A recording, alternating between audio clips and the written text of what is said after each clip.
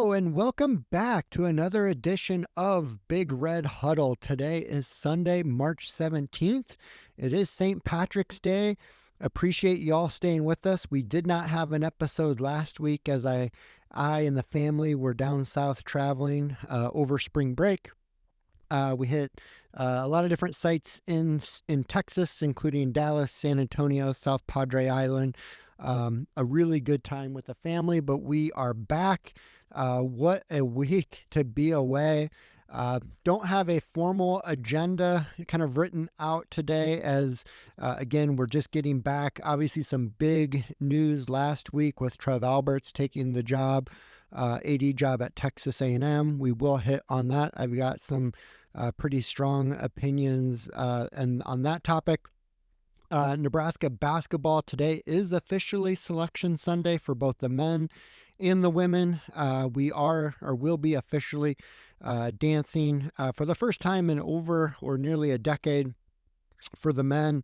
Got some thoughts there after the last couple weeks. Will Bolt's squad continues to roll. Actually watching them play Nicholls State right now. They are in game 3 of 3 in Lincoln.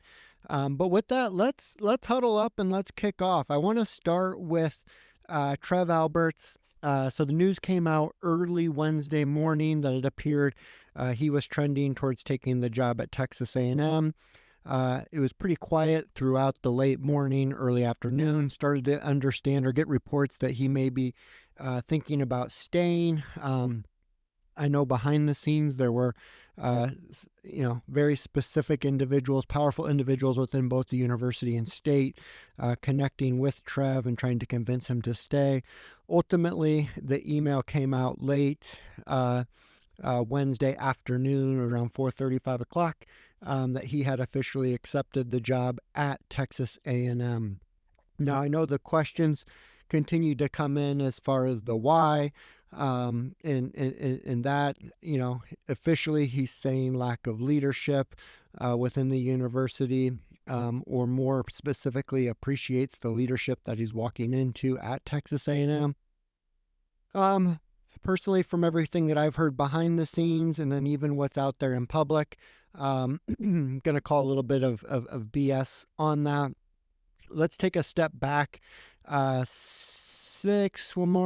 Probably like 9-12 months ago, Trev and Ted Carter really orchestrated some major organizational changes within the university, which included Trev and the AD reporting directly to the president. This was to remove the Lincoln chancellor from the reporting structure and really provided Trev, more and autonomy and leadership, not only within the athletic department, but the university holistically. So when he starts to talk about a lack of leadership within the university, it rings fairly hollow for me personally. He's making or was making, top 10 athletic director money. I think he was second in the Big Ten, maybe third in the Big Ten. Trev, you are the leader. You are leadership. So don't talk to me about a lack of leadership when that should be coming from you in your office. So again, that rings fairly hollow to me. What this really comes down to from what I've seen, and I'm going to be somewhat vague as I don't want to get into specifics, is there's certain elements that were starting to crumble around him in Lincoln, and you're going to start to see more of this come out, I believe, here in the next weeks and months to come. Two things specifically: the Memorial Stadium renovation project is nothing short of a disaster at this point, and this was all driven by Trev, where several prominent individuals were trying to push Trev to hold off on this project. At the end of the day, something like this can't move forward unless you have a winning product on the field. That has to come first. And then you've got NIL on top of it. The boosters can only pay so much money. And so do they want to put that money and resources into a renovation project, or do they want to put that into player development? And then ultimately you can start to think long-term from there. And then on top of that, his being Trev's ultimate budgetary failing at UNO, and then even to a smaller extent so far at UNL, this was already off to a rocky start. He presented at the Board of Regents this to be around a $450 million project, which is incredibly low. It's probably more, almost assuredly, in the 650 to 700 million area. He was getting severe pushback from the Board of Regents. He was getting pushback from the governor in Pillen and trying to acquire some state funding for that. And so it was really starting to crumble around him, and this was his pet project. And so as we get into the go forward and we start to talk about new athletic director targets and where the university goes from here, I think it's pretty clear that that project as a whole is going to be put on pause. Now, there will be elements of that project that I think we will see revived pretty quickly in the South Stadium specifically, but you're going to see that ultimately get reduced considerably. So that's point A on this. Point B, you've got the Ashley Scoggins lawsuit out in the open now. I know from a university perspective, a university legal perspective, they wanted to push very quickly for a settlement based off of the information that I have. Trev was vehemently against that, wants to fight that, and didn't feel like he necessarily was getting the legal support within the university to do so. He looks incredibly bad in that lawsuit. I've stayed away from talking about that lawsuit, but I do think it is a big component of Trev's decision here to get out of town when he did and how quickly he's doing it. And also have it on pretty good authority, and I think it's been hinted out there in the media that there may be other Title IX concerns or issues either out in the forefront or imminently will be out in the public fairly soon. And so ultimately, this has nothing to do with university leadership, although it's clear that we're failing in that currently with a presidential search well over 200 days. This is Trev getting out before the posse comes after him. Nothing else, nothing more, nothing less. Things are starting to crumble around Trev. And now to see him walk from a situation where he has all the power or had all the power in Lincoln to a place like Texas A&M where he has zero power, the boosters, the chancellor, and the president are going to run that athletic department. It's just a really curious decision from Trev overall. As the news started to percolate Wednesday morning, I was talking with a few individuals, and I was in the minority at the time, but now I feel like I'm more with the majority in that once the news broke that he had talked with Texas A&M, had become a number one candidate of Texas A&M, I was ready to cut ties. The damage had been done. Let him go. He clearly doesn't want to be here. He's pursued multiple other positions within the last 6 to 12 months. I want somebody within this athletic department that wants to be here, is a true leader of men and women, and that's clearly not Trev Alberts. So as we move forward now, and Trev has officially moved on, and certain stories have started to come out. You started to see Tom Chattel and others kind of go, break the seal a little bit on some of the ongoings within the athletic department. I believe Nebraska athletics is going to be positioned when we look back at this in a year or two from now to be much stronger than we were with Trev in this role. And so, that's the question I continually get now is what's next? Who's going to fulfill this role? Who's coming in to take on the leadership role within the athletic department? And it's too soon at this point. I will throw out a couple names. I know they're out in the public. But the first question that I have, and I don't have the answer to it, is, can you hire an athletic director without having a president in place? I hit on it up front where the structure within the university was changed 9 or so months ago, where the athletic director now reports directly to the president of the university, not to the on-site chancellor there in Lincoln. And so my question is can you hire an athletic director before a president? 48 hours ago, I would have told you no way. You've got to hire a president first, and then that individual, whoever it is, needs to be imminently involved in that decision making. Moving forward from 48 hours ago, I am now of the belief we will have an athletic director in seat within, I'm going to call it 3 weeks, but don't be surprised if it's much quicker than that even. I think we will hire an athletic director before we hire a president, which on the surface I think is a little bit crazy, but there's other things at play there on the presidential search side that I'm going to stay away from. I'm not going to get into. It's not my expertise. Some of it's hearsay. And so I just don't want to touch it. Where I want to stick, and this podcast is going to stick, is to the athletic director spot in athletics specifically. And so one name that you hear almost immediately is Jamie Pollard. He was in the mix. He was really a final two when the decision came to hire Bill Moose. Jamie Pollard pursued that job and that position heavily, was ultimately passed over for Bill Moose. 2.5 years ago, Nebraska pursued Jamie Pollard heavily, and Jamie Pollard declined that role at the time, which ultimately went to Trev. And so now 2.5 years later, obviously the landscape of college athletics has changed dramatically. You want to be within the Big Two, meaning the SEC or the Big Ten.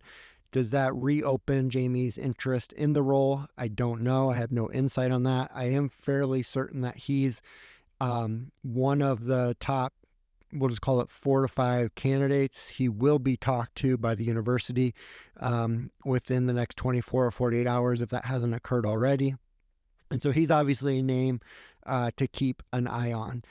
Another name that's out there in the media quite prevalent is Garth Glissman from Omaha, an alum of the university, was heavily involved in the NBA for several years, moving up throughout that league before, within the last couple of years, taking a role within the SEC as their men's basketball associate commissioner, heavily involved with basketball on that side. To give you a sense of the respect Garth Glissman has within the industry, he's already been mentioned as a potential eventual replacement of Greg Sankey within the SEC. And so my hesitation with Glissman, though, would be his lack of athletic director, and specifically, within a school athletic director or an associate athletic director experience. I don't know if we need or would want a first timer at this point with so many unknowns and changes within within college athletics. I wouldn't be disappointed with Garth Glissman. I just don't know that now is the time for him to take on such a big role. I will tell you also, without getting into specific names, there are two pretty heavy hitters in the Southeast, not the Southeast Conference, but the Southeast of the United States that I know are interested in the position, interested in being talked to. I'm going to stay away from mentioning any of those names, too sensitive at this point in time, but I do know that they have interest in the role. I don't know the interest on our end at this point, but I do expect some of those conversations to take place within the next 48 hours. So I think we will move quickly within this search and an ultimate announcement of an AD. And excuse me, if any of the names that I'm hearing come to fruition, we ultimately upgraded quite considerably. When you look at this athletic department, it couldn't be in a better spot to attract the top talent within the industry. You've got a football program that's up and coming with Matt Rule. You've got a basketball program that's about ready to be selected into the NCAA tournament. Fred Hoiberg has tremendous respect across the industry. You've got a baseball program that's top 5 in the RPI currently, obviously early in the year. You've got, a consensus top 3 volleyball program. You've got a women's program that is in women's basketball program that's in the NCAA tournament, will be in the NCAA tournament again through Selection Sunday tonight. And so again, and then you obviously add the finances, the economics that Nebraska has. You add in the NIL, the fan support. You add in the fact that they're part of the Big Ten. There's going to be a lot of suitors for this position. And again, I'm hearing 4 or 5 different names, and I'm sure it'll change quite a bit in the next 48 hours. But if any of these 4 or 5 names come to fruition, Nebraska athletics would have hit a home run, and ultimately, in my view, improved its position through a pretty unique situation. So we'll keep an eye on it. I'm interested and excited about the next 2 or 3 weeks to see where this goes. We'll obviously continue to keep our ears to the ground to understand where this seems to be trending. There's a lot of good reporting that's out there from local media that you can certainly take a look at as well. Tom Chateau had a great article this morning mentioning Pollard and Glissman. That's why I feel comfortable mentioning those 2 names specifically. But just know there's 3 or 4 others that are also very, very much in the mix. And so let's transition to basketball. Again, I don't have a specific agenda in front of me. We're just getting back from spring break vacation, but I did want to hit on a few things. We have been tracking for the last couple weeks on the last 7 games of Nebraska basketball. If you recall from 3 or 4 weeks ago, we said if they go 6-1 down the stretch, they're in solid, doesn't matter what happens. That's exactly what they did. We're good. Obviously played Indiana in the first round, or really it's the quarterfinals of the Big Ten Conference tournament. Just played one of our best games of the year, especially in that first half. Ultimately walk away from a win there. So long story short, firmly in the tournament, which if anybody's followed things at the national level over the last 24 hours, thank goodness Nebraska has taken care of business, because several bids have been stolen through some of these conference tournaments, specifically NC State within the ACC stealing a bid, Temple stealing a bid. There's a few more out there. Oregon within the Pac-12 certainly stealing a bid. So a lot of those teams that were on the bubble are going to be on the outside looking in after some of these results from the last 24 hours. So with that, Nebraska is in. We'll get the specifics later this evening around 5 o'clock on CBS. Selection show takes place. Couple projections that I am seeing out there. ESPN, Joe Lunardi has us as an 8 seed playing New Mexico in Memphis. In Memphis, Houston would be the 1 seed there and would be a potential second round matchup. One that's got me incredibly excited, I don't see it happening at all, is Jerry Palm of CBS has Nebraska as a 9 seed, also playing New Mexico, but in Omaha, with Iowa State being a 1 seed in Omaha. So you would have Nebraska, New Mexico round 1, which is where Josiah Allick came from, and then you'd have a potential Hoiberg Iowa State matchup in round 2. I just don't see the committee putting us in Omaha against a number 1 seed. Also remember, Jamie Pollard is on the selection committee. I don't see him allowing, not that he has the sole voice or the single voice, but I can't imagine they're going to allow essentially a home court advantage for a 9 seed taking on a potential 1 seed. And so I'm stoked for the NCAA tournament. My sports bucket list is, one of the things that's missing from that is a Nebraska basketball NCAA tournament victory. This team has been incredibly exciting to follow and watch, even while yesterday's result against Illinois was a little bit disappointing. I think as we look forward to the NCAA tournament, it may be a blessing in disguise, as I want the guys fully healthy, rested, and ready to go. I would, as cool as it would have been to play for a Big Ten championship today, I really want the monkey off our back of an NCAA tournament win. And I think I know this team is capable of that. It's going to come down to the matchup. Let's see how the draw goes tonight. But I think something to be incredibly excited about for this next week. Before we wrap up, I want to hit on Will Bolt and the Nebraska baseball team quick. This has been under the radar with as much fun as the basketball team has brought us. But Will Bolt and the baseball team continue to stack up wins, and specifically road wins. If you look at the baseball RPI, which it's incredibly early for this, but they're 2 or 3 depending on the day that you look at this. And while we're going to see that number fall dramatically as we get into conference season, remember we talked about this over the last several weeks with respect to Grand Canyon and College of Charleston and playing Texas Tech and Oklahoma and Baylor.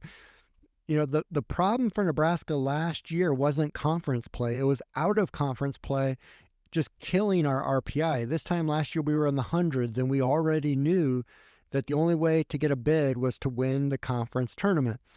The reverse has occurred this year, where this team has set themselves up from an RPI perspective to be in a really good spot come Selection Monday, no matter what happens in conference. Now, obviously, you got to go to conference play and take care of business, and I fully anticipate they will. But just a really impressive start to the year from Will Bolt's squad. I think we're up to 7 true road victories now, after taking all 3 from College of Charleston. Obviously took 3 from Grand Canyon. We played South Alabama last week, took 2 out of 3. Had a midweek mini series at Wichita. We got 1 there. And then back home this week versus Nicholls State. We've taken the first 2 there with game 3 ongoing currently. And just looking up at the TV, it looks like we're down 1-0 in the third, but incredibly early.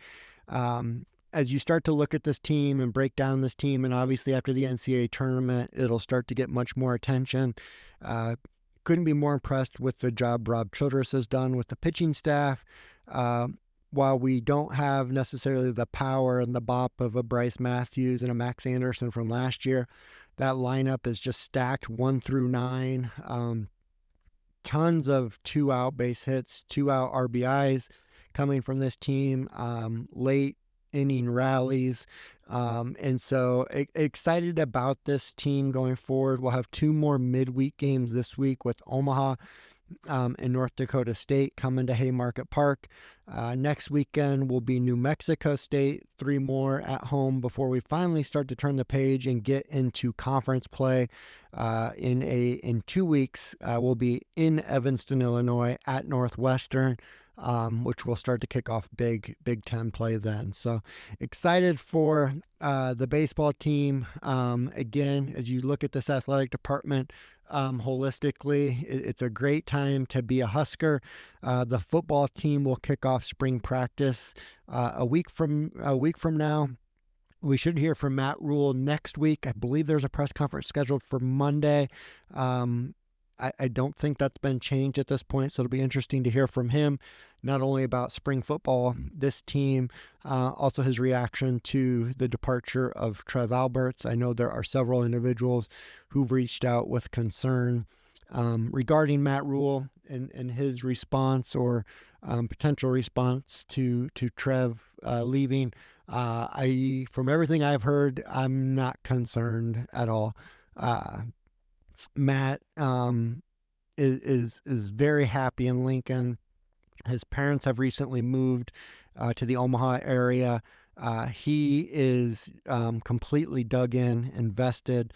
I think it would have to take a really bad hire for Matt Rule to change his view or opinion of his long-term strategy and thoughts of Nebraska. And from, again, everything I've heard, I don't think that's going to happen. I think you can rest easy. Matt Rule is going to be around for a while. The only school that worried me when it comes to Matt Rule is Penn State. And before we ever got to that point, Matt's going to have to win at Nebraska. And so the worst possible scenario is Nebraska wins at a high level and then Matt Rule leaves. I can accept that personally. And so I wouldn't worry about that at all. Again, Fred Hoiberg is in a really good spot from a men's basketball perspective. Will Bolt, we just touched on, and then you start to hit the women's sports with volleyball, and with obviously women's basketball, and then softball has hit a bit of a blip here with so many injuries, but their future is bright as well. So we are going to wrap up today's episode again a little bit. All over the place, no formal agenda written out or documented, no real show prep today. Just wanted to get on, record some thoughts. It's been a busy week within Nebraska athletics. It's going to continue to be busy over the next week or two, and really some exciting times. And so we'll wrap up today's show. We'll see where the selection committee goes tonight for both the men and the women. And we'll be back next week with a recap of all of those events, and we'll give a recap on where the AD search is, or give an update on where the AD search is. And with that, let's have a great week and go Big Red. Thanks, guys.